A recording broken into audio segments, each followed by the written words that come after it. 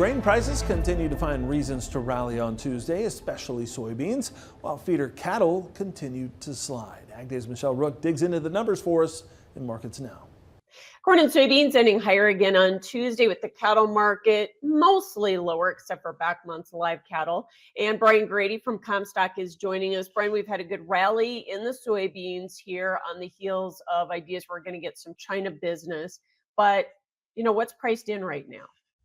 Well, I think a China deal is priced in where they're going to buy a significant amount of soybeans. We've heard that from U.S. Officials, trade officials, and so we better get that deal done on Thursday, and we better see some pretty significant purchases because significance kind of one of those words that like good or whatever, where it's all relative, and so we need to see something happen.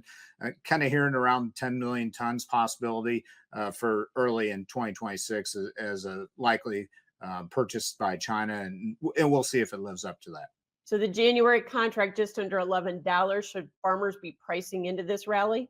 Absolutely. I think that in this market environment, it's one that's ripe. When prices rally, you need to take advantage of it. And because we know that the likelihood is that we aren't going to go up forever. Once the new crop supply is available from Brazil and Argentina, that's where China is probably going to get the bulk of its needs.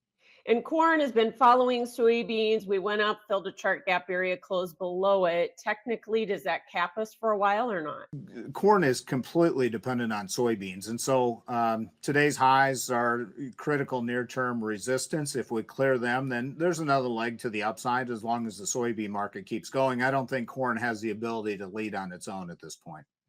And the cattle market lower, except for those deferred live cattle contracts, but at least we ended off limit down. So are we just about ready to find a bottom, you think, or not? The longs that needed to get out have been able to get out now, and it took sharp price losses to do so. But I think we're coming back to a little bit more of a fundamental focus, especially in live cattle futures. Feeder cattle, still a money flow game very much in that one. And so we'll see if it recalibrates. But for live cattle, I think that we are probably close to at least a short-term low at this point in time. Thanks so much, Brian Grady with Comstock, and that's Markets Now.